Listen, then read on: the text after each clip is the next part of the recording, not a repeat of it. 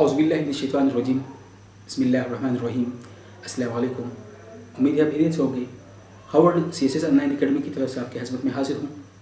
आज का हमारा टॉपिक है सोशियोलॉजिकल थ्योरिस्ट। हमने इससे पहले सोशियोलॉजिकल थ्योरी की बात की। तो सोशियोलॉजी 3 मुख्तलिफ़ किस्म की जो मेन लीडिंग थ्योरीज़ है उसके हवाले से हमने बात की। आज हम बात करेंगे सोशियोलॉजिकल थ्योरिस्ट के हवाले से, सोशियोलॉजिकल थ्योरिस्ट के काम के हवाले से, सोशियोलॉजिकल थ्योरिस्ट के जो मेन थ्योरिस्ट है जिन्होंने सोशियोलॉजिकल स्फेयर में सोशियोलॉजी की उसमें बहुत काम किया। फर्स्ट जो है अगस्ट कॉम्टे हैं। बेसिकली कॉम्टे को पॉजिटिव फ़िलासफ़र भी कहते हैं और उनकी किताब है पॉजिटिव फ़िलासफ़ी जिसके बेस पे बहुत ज़्यादा मशहूर है। बेसिकली ये कंसेप्ट जो है इसको पॉजिटिविज़म कहते हैं, यानी पॉजिटिव फ़िलासफ़ी में उन्होंने जिस कंसेप्ट को बिल्ड किया उसको पॉजिटिविज़म कहते हैं। तो ये कॉम्टे की कंट्रीब्यूशन है। पॉजिटिव का मतलब क्या है? जो कुछ हम सोच करते दैट्स गुड है, पॉजिटिव है। मिसाल के तौर पर दुनिया में कोई भी चीज़ नेगेटिव नहीं है। अगर एक चीज़ कोई मीनिंगफुल है तो उसके बारे में हमारी सोच भी होगी। अगर सोच है मीनिंगफुल है तो इसका मतलब यह है कि ये चीज़ गुड है। अगर फॉर एग्जांपल हमारे पास मुख्तलिफ कंसेप्ट को एक सामने रख लेता है तो जो कंसेप्ट हमें पॉजिटिव लगे, जिसकी रीज़न बने, हमें वो चीज़ गुड लगती है। इन दैट कंटेक्स्ट उन्होंने सर्टेनिटी की बात की। उन्होंने कहा नॉलेज सिर्फ वैलिड होता है और वैलिड नॉलेज वो होता है जिसको हम साइंटिफिक मेथड से गेन करते हैं। तो ये कॉम्टे की बहुत बड़ी कंट्रीब्यूशन है being a positive philosopher, positivist, कि आपने कहा कि ओनली नॉलेज वो नॉलेज वैलिड है जिसको हम साइंटिफिक मेथड से गेन करते हैं, हासिल करते हैं, और साइंटिफिक मेथड के अलावा जो नॉलेज हासिल करते हैं वो नॉलेज नहीं है। इन शॉर्टली स्पीकिंग अंदाज में हम ये कह सकते हैं कि नॉलेज को हम एक्सपीरियंस से गेन करते हैं। तो नॉलेज है ऑब्जर्वेबल नॉलेज भी है और ऑथेंटिक नॉलेज भी है और नॉलेज वैलिड भी है, बिकॉज हम जो नॉलेज हासिल करते हैं, जिस नॉलेज को हम हासिल करते हैं और उसके अंदर बाकायदा एक एलिमेंट लाजमी है और दैट एलिमेंट इसका है कि उसको हम पॉजिटिव हो। तो पॉजिटिव और नॉलेज है जो साइंटिफिक तरीके से हम हासिल करते हैं, जिसकी ऑब्जर्वेशन के बेस पे हम हासिल करते हैं, जिसको एक्सपेरिमेंट के बेस पे हम हासिल करते हैं। तो कॉम्टे जो था सोशल एस्पेक्ट ये था कि how society got at positive stage. उसने सोसाइटी के स्टेजेस की बात की थी कि सोसाइटी में किस तरीके से हम स्टेजेस को गेन करते हैं। और कॉम्टे ने 3 स्टेजेस की बात की थी, क्योंकि हम बेसिकली सोशियोलॉजी थ्योरिस्ट पढ़ते हैं जिन्होंने सोशियोलॉजी की फील्ड में थीरीज प्रेजेंट की थी। तो अगस्ट कॉम्टे को आमतौर पर फादर या फाउंडर ऑफ द सोशियोलॉजी भी कहते हैं, क्योंकि इसने सोशियोलॉजी की जो फाउंडेशन रखी थी, सोशियोलॉजी का जो फाउंडेशन है, जो बुनियाद है, इसको अगस्ट कॉम्टे ने की थी। तो अगस्ट कॉम्टे को फादर ऑफ सोशियोलॉजी कहते हैं इस वास्ते से। आपने 3 स्टेजेस की बात की। तो सोसाइटी में 3 स्टेज है। एक स्टेज जो है वो थियोलॉजिकल स्टेज है, रिलीजियस स्टेज है। एक को मेटाफिजिकल स्टेज कहते हैं जिसको एब्स्ट्रैक्ट स्टेज कहते हैं। थर्ड जो है पॉजिटिव स्टेज है जिसको साइंटिफिक स्टेज कहते हैं। और उनका बिलीव ये है कि रिलीजन का जो प्ले करता है लेस रोल और साइंस का ग्रेटर रोल है प्रोग्रेसिव में। तो जो नॉलेज हम साइंस के बेस पे हासिल करते हैं उस स्टेज को साइंटिफिक स्टेज, उस नॉलेज को साइंटिफिक नॉलेज और उस नॉलेज को पॉजिटिव नॉलेज और पॉजिटिव स्टेज भी कहते हैं। बिकॉज ये जो स्टेज होता है ये हम हासिल करते हैं साइंस के ज़रिए से। और साइंस जिस तरह के हम जानते हैं कि बेसिकली साइंस और नॉलेज है जिसके ज़रिए जो हम ऑब्जर्वेशन और एक्सपेरिमेंट से हासिल करते हैं, जिसमें हमारी मदद जो है हम एक्सपेरिमेंट और 5 सेंसेस से मदद लेके नॉलेज हासिल करते हैं तो वो सबसे सुप्रीम नॉलेज है। तो आपने कॉम्टे ने 3 स्टेजेस की बात की थी कि बेसिकली सोसाइटी में 3 स्टेज है। थियोलॉजिकल स्टेज जिसको रिलीजन स्टेज भी कहते हैं, मेटाफिजिकल स्टेज जिसको एब्स्ट्रैक्ट स्टेज कहते हैं जो कि नेचर में एब्स्ट्रैक्ट है। थर्ड जो है वो है पॉजिटिव स्टेज जिसको हम साइंटिफिक स्टेज भी कहते हैं। अब कॉम्टे की थियोलॉजिकल स्टेज की, रिलीजियस स्टेज की हम बात करते हैं। रिलीजन विदाउट साइंस की बात होती है, क्योंकि जब रिलीजन है तो इट इज़ विदाउट साइंस। देखो, रिलीजन के लिए कभी भी साइंस की ज़रूरत नहीं है, और न साइंस की मदद से हम रिलीजन को कभी साबित करते हैं या साबित कर सकते हैं, क्योंकि इनकी जो नेचर है वो इसकी नेचर के बेस पे हम ये कह सकते हैं कि रिलीजन को हम साइंस की मदद से रिलीजन के लिए साइंस की ज़रूरत नहीं होती है। रिलीजन हमेशा साइंस के बगैर है, कि साइंटिफिक इन्वेस्टिगेशन या इंक्वायरी की ज़रूरत नहीं होती है रिलीजन को। और खुदा, गॉड, सुपर नेचुरल बीइंग्स, इनके बारे में जो नज़रिया है ये सुपर नेचुरल चीज़ों के बारे में है। तो ये थियोलॉजिकल स्टेज है। और थिंक अबाउट, जिस तरीके से हम एक गेम के बारे में सोचते हैं तो सेम हम रिलीजियस स्टेज ऑफ लाइफ के बारे में भी सोचते हैं। हमारी जो कंसेप्चुअलाइजेशन होती है सेम लाइन पे बनती है, और उसमें वो चीज़ें होती हैं जिसके बारे में हमारी बिलीफ होती है। सुपर नेचुरल लाइफ के बारे में हमारी बिलीफ है। तो ये वो फर्स्ट स्टेज है जिसको हम गेन करते ओनली रिलीजियस के बेस पे, without observation, without scientific inquiry. इसमें तो हमें साइंटिफिक इंक्वायरी की ज़रूरत होती है न। इस स्टेज पे हमें किसी किस्म की एक्सटर्नल फीचर की ज़रूरत है, बल्कि ये हम थियोलॉजिकली इसको स्टेज को, सेकंड स्टेज जो है वो है मेटाफिजिकल स्टेज। और इसको आमतौर पर metaphysical, Meta beyond physics mean metaphysical, जिनकी वजूदियत ना हो, यानी जो बियॉन्ड द फिजिकल हो, जो फिजिकल एग्जिस्टेंस जिनके ना हो, उसको मेटाफिजिकल कहते हैं। और इस स्टेज को इसलिए एब्स्ट्रैक्ट स्टेज कहते हैं कि ये स्टेज क्लियर नहीं है। एक स्टेज है ना, एक ये स्टेज होता है वो क्लियर है, उसको हम क्लियर, इसको हम क्लियर नहीं कर सकते क्योंकि जिस चीज़ की वजूद ना हो, मेटाफिजिकल एग्जिस्टेंस ना हो, तो एक डिफिकल्ट होता है फॉर अस के उस स्टेज के बारे में हम कह रहे उस स्टेज के बारे में, क्योंकि वो तो एब्स्ट्रैक्ट चीज़ है। तो एब्स्ट्रैक्ट पावर गाइड करता है द इवेंट्स को इन द वर्ल्ड। तो दैट पावर जो कि गाइड करता है इवेंट्स को in this world, that power is basically abstract in nature, concrete नहीं है, एब्स्ट्रैक्ट है। Think about scientific individualism. Einstein के बारे में आप सोचें तो अमेरिकन जो फाउंडिंग फादर है या अमेरिकन फिलासफर्स है उसके बारे में आप सोचें, और इसके बाद जो है तो आप देखेंगे कि एब्स्ट्रैक्ट पावर जो है वो गाइड करते हैं इवेंट्स को। इंसान के हाथ में नहीं है, इंसान कुछ भी नहीं कर सकता है।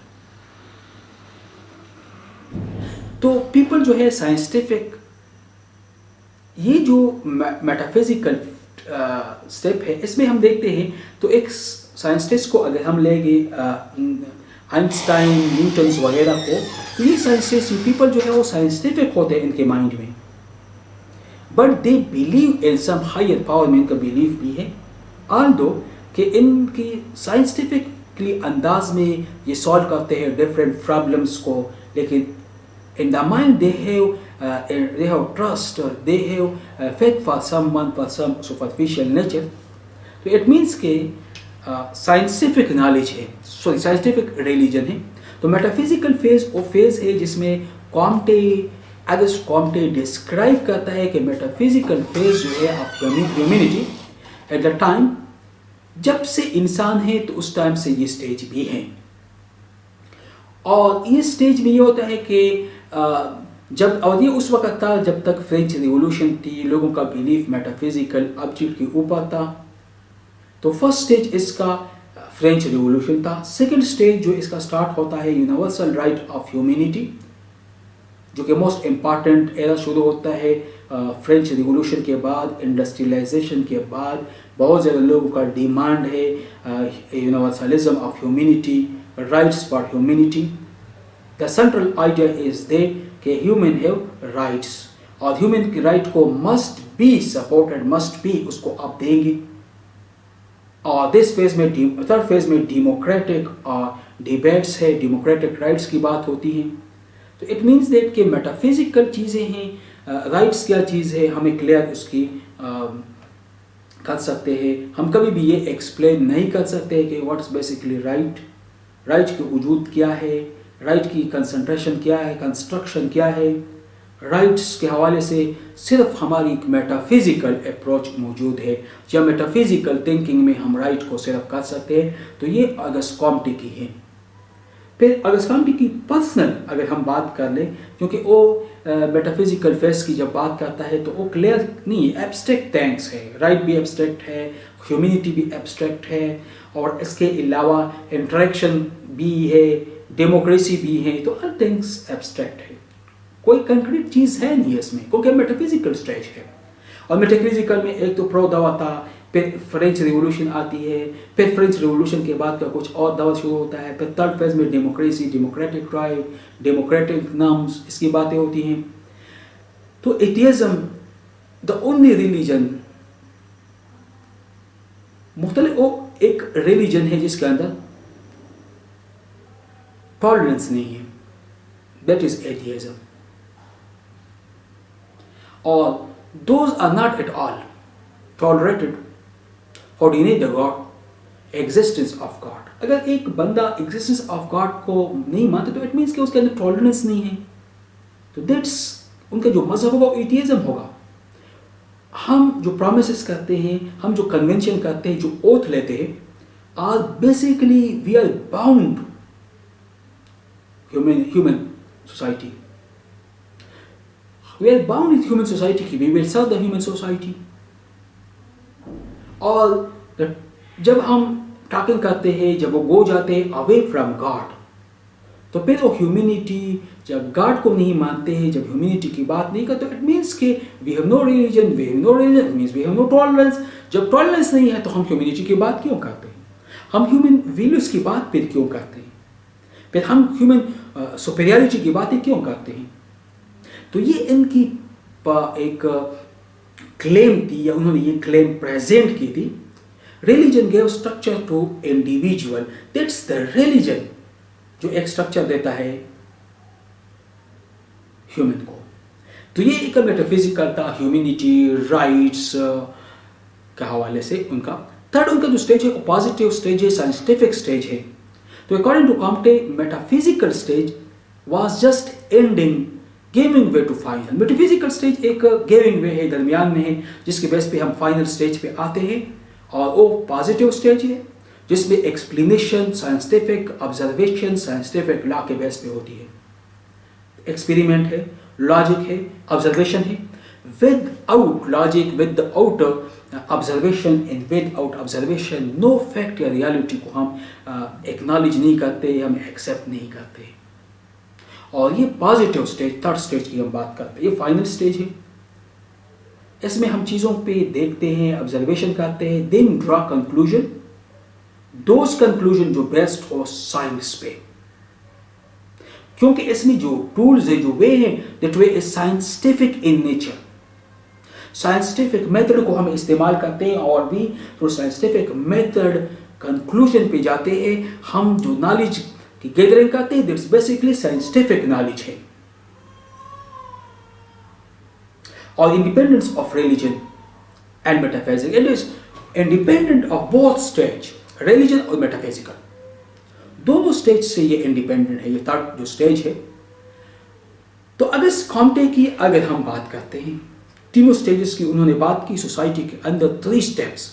फर्स्ट रिलीजन का स्टेप है, जिसके लिए न तो किसी साइंस की ज़रूरत है, न ऑब्जर्वेशन की ज़रूरत है, न किसी एक्सपेरिमेंट की ज़रूरत है, न किसी दलील की ज़रूरत है। हम इस स्टेप को ले लेते हैं और ये तकरीबन तमाम सोसाइटी के अंदर जितने भी लोग होते हैं सब में मुश्तरक है, सब इस स्टेज में होते हैं, एक जैसे होते हैं। सेकंड उसके बाद मेटाफिजिकल है, जो थोड़ा इस एडवांस लेवल पे है। तब इसमें भी साइंस की ज़रूरत नहीं है, ये एक रिलीजन है, बिलीफ है, दोस्त के बारे में है जिनकी जिसकी फिजिकल वजूद ना हो, जो मेटाफिजिकल हो nature. Meta and physics. Meta means beyond, and physical means physics, matter, existence.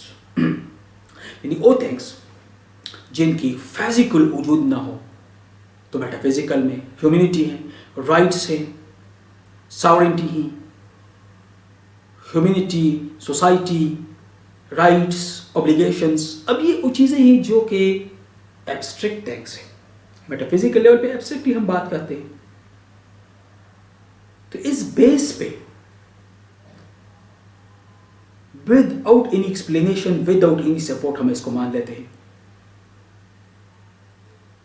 Third जो स्टेज है वो पॉजिटिविज्म स्टेज है, जिसमें साइंटिफिक ऑब्जर्वेशन, साइंटिफिक एक्सपेरिमेंट की जरूरत होती है। और एगस्ट कॉम्टे, जिसको फादर ऑफ द सोशियोलॉजी कहते हैं, उनका ये फार्मूला था, पॉजिटिविस्ट जिसका फार्मूला था, love is the principle order है, it is the foundation of human progress. Without love न तो ह्यूमन सोसाइटी की फाउंडेशन और न ह्यूमन सोसाइटी में कोई प्रोग्रेस हो सकती है। तो it's was the most important जो थ्योरिस्ट था, जिसको एगस्ट कॉम्टे कहते हैं इसके हवाले से। Second, Herbert was basically evolutionary sociologist था। According to this, the evolution of social organism पे बिलीव करने वाला है कि ये जो कुछ भी हम सोसाइटी में सोशियोलॉजी देखते हैं, तो बेसिकली ये लाइक अ ह्यूमन है और ये लाइक ऑर्गेनिज्म है। तो इसके मुताबिक सोसाइटी की एक ऑर्गेनिज्म, लाइक जिस तरह ह्यूमन बॉडी का ऑर्गेनिज्म है, सोसाइटी भी ऑर्गेनिज्म है, इनके ऑर्गन है, इनके आपस में कोऑर्डिनेशन होती है। तो जिस तरीके से ह्यूमन बॉडी में इवोल्यूशन होती है, चेंजेस होती है विद द टाइम, तो सिमिलरली ही सोसाइटी के स्ट्रक्चर में भी इवोल्यूशन और डेवलपमेंट होती है।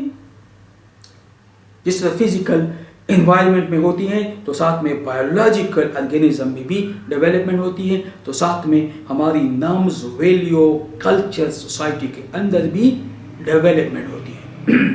अब इसको मैं सिंपली आपको बताऊं, समझाओ। हर्बर्ट जो थे बेसिकली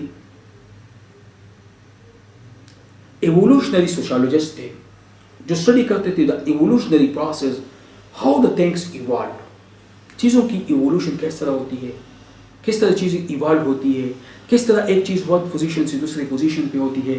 तो इस स्टडी को, इसको हर्बर्ट ने एवोल्यूशनरी और उसके मुताबिक सोसाइटी की मिसाल ऑर्गेनिज्म की तरह है। जिस तरह एक ऑर्गेनिज्म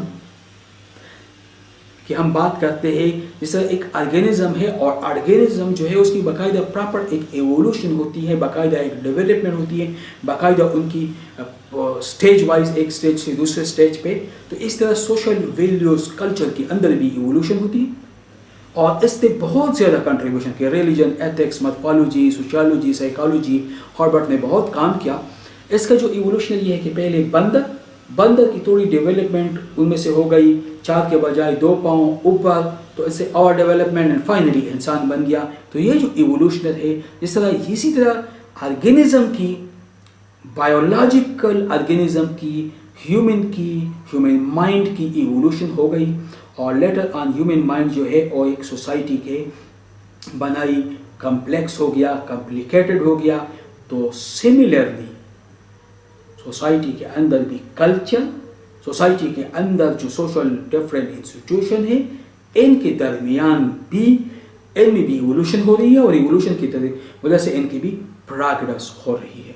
तो हर्बर्ट के मुताबिक नॉलेज को एक्वायर किया जाता है फ्रॉम फ्रेंड्स से और जान पहचान वाले दोस्तों से, रिश्तेदारों से, दूसरे लोगों से। उसका बिलीफ ये था कि the ultimate goal of the social evolution complete harmony और हैप्पीनेस है।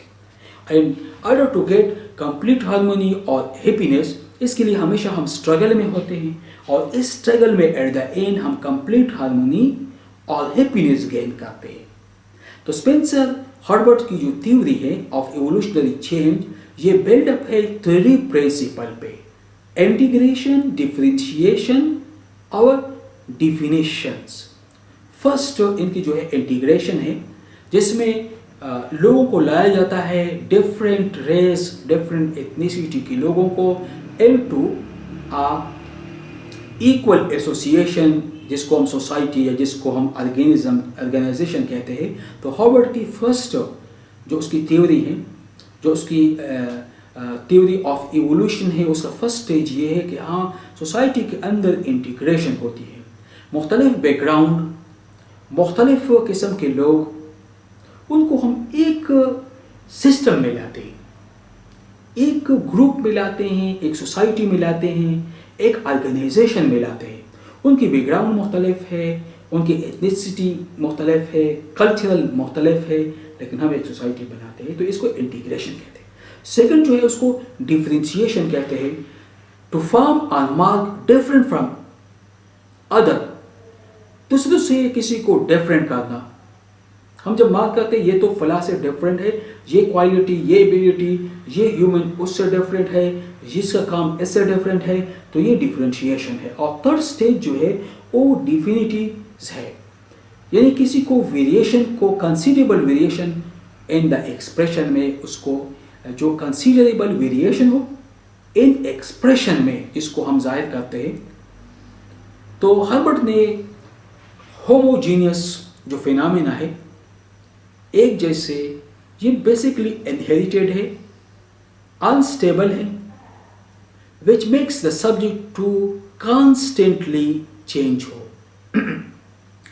और फोर्स करते होमोजीनियस को, सिस्टम को, कि वो डिफ्रेंशिएट हो जाए, जिसकी वजह से ग्रेटर डिफरेंस पैदा हो जाती है। होमोजीनियस के अंदर के प्रोसेस से डिफरेंस पैदा होती है। इस वजह से होमोजीनियस सिस्टम जो है ग्रो करता है टू बिकम हेटेरोजेनियस। यानी अगर होमोजीनियस में हम है तो इनके दरमियान की रिएक्शन के बेस पे हेटेरोजेनियस बनता है। अब पीपल जो है वो सोचते हैं कि they deal with the same issues के साथ। इस सोशियोलॉजिस्ट जो करते तो उन इश्यूज उनको सामना करना पड़ता है, और वो ट्रेन नहीं होते प्रॉपरली कि वो सूरत हाल में इशू को वो के साथ वो लड़े, उस इशू को वो प्रॉपरली डील करे। तो हार्वर्ड के एक बिलीफ ये भी है, बीइंग अ सोशियोलॉजिस्ट, कि सोशियोलॉजी जो है could become more legitimized way of, ये legitimized way बन जाता है, बन सकता है for sociologists to study other discipline को भी, जिस तरह बायोलॉजी है, जिस तरह साइकोलॉजी है, वो भी स्टडी कर सकते हैं, और बायोलॉजी को लिंक किया जा सकता है with sociology. Search of the basic law of life को अगर हम सर्च कर ले, क्योंकि बायोलॉजी का ताल्लुक लाइफ से है, सोशियोलॉजी का सोसाइटी है। अगर लॉज ऑफ लाइफ को हम स्टडी करें और लॉज ऑफ लाइफ के बेस पे हम दोनों को कनेक्ट कर सकते हैं, दोनों में इंटरेक्शन हम ला सकते हैं, और सोसाइटी को हम अंडरस्टैंड करते हैं इज अ लिविंग बॉडी। जिस लिविंग बॉडी की मुख्तलिफ ऑर्गेनिज्म है, तो इसी तरीके सोसाइटी के भी मुख्तलिफ ऑर्गेनिज्म है, और फोकस जो है वो ह्यूमन बीइंग पे है, because starting point inquiry society जो बनती है दैट्स बेसिकली ह्यूमन बीइंग से बनती है। ये इंसान ही है जो सोसाइटी को बनाता है। तो इनकी जो अप्रोच है हार्वर्ड की, ये फंक्शनलिस्टिक अप्रोच है। According to functionalism theory, society system है इंटरकनेक्टेड पार्ट्स जो आपस में काम करते हैं। जिस तरह एक ऑर्गेनिज्म की मुख्तलिफ पार्ट्स आपस में काम करते हैं, उनकी आपस में इंटरेक्शन होती है, कोऑर्डिनेशन होती है, एक दूसरे के साथ मिलाप है, और टुगेदर ये काम करते हैं एक हार्मनी में मेंटेन करने के लिए एक बैलेंस स्टेटस को और equilibrium of the whole body.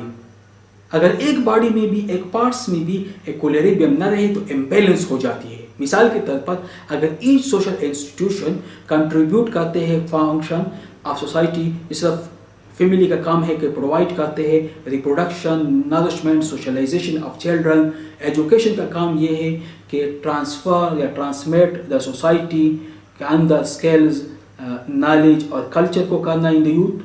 Politics का काम यह है कि provide us governance in government system. Economy का काम यह है कि to provide us production, distribution and consumption of good and services. Religion का काम यह है कि to provide us guideline, teaching and practices of worship। तो फंक्शनलिस्टिक पर्सपेक्टिव का फोकस इस चीज़ पे, क्योंकि ये इंटरकनेक्टेड है सोसाइटी में, bye focusing on how much part they can influence one another. तो ये आपस में इन सिस्टम के सोशल इंस्टीट्यूशन की आपस में इंटरकनेक्शन होती है, इंटर रिलेशन होती है, और दे इन्फ्लुएंस्ड वन अदर को ये इन्फ्लुएंस करते हैं। तो ये हॉर्वर्ड की थ्योरी थी। थर्ड जो मोस्ट इम्पॉर्टेंट सोशियोलॉजिस्ट है, सोशियोलॉजी थ्योरिस्ट है, this was Karl Marx. Karl Marx की स्टडी जो है वो सोसाइटी बेस पे है, और इन्होंने सोसाइटी के अंदर इनइक्वालिटी, जब सोसाइटी के अंदर इनइक्वालिटी हो, सबके पास ज़्यादा हो, सबके पास लेस हो, तो इनइक्वालिटी के रिजल्ट में कॉन्फ्लिक्ट थ्योरी इमर्ज होती है।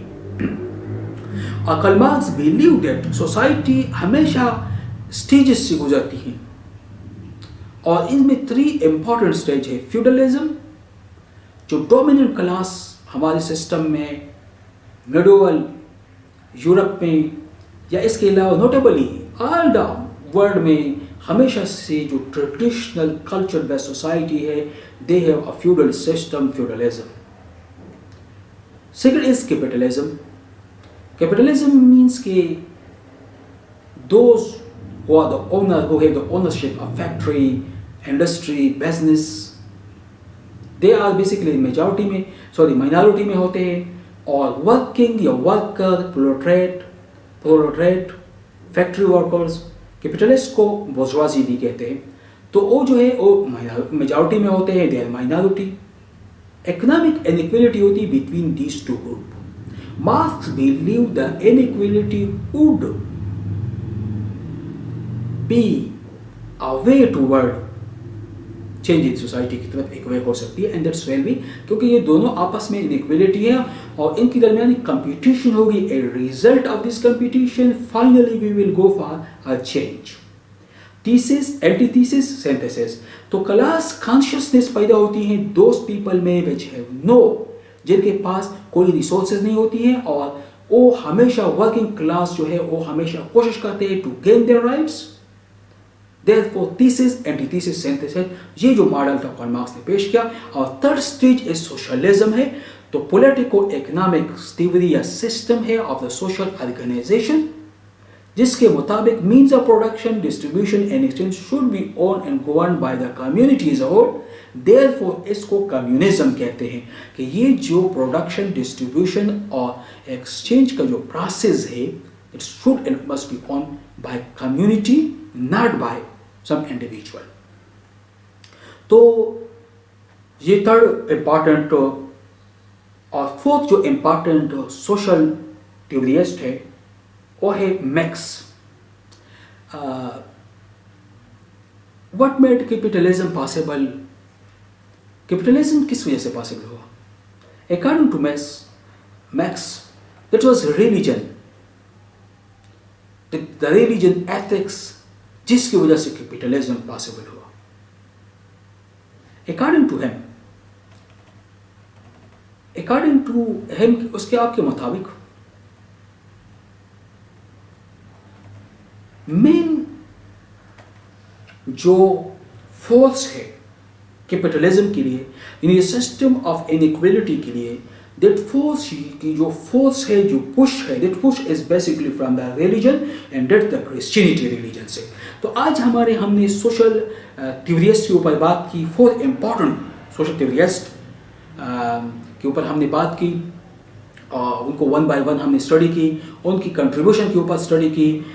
फर्स्ट ऑफ ऑल हमने कॉम्टे के ऊपर बात की, जो फादर ऑफ सोशियोलॉजी हैं, हर्बर्ट के ऊपर बात की, कार्ल मार्क्स के ऊपर बात की, और मैक्स के ऊपर बात की। तो दीज 4 इंपॉर्टेंट सोशियोलॉजिकल थ्योरिस्ट है जो आज का हमारा टॉपिक था। थैंक यू, अल्लाह हाफिज़।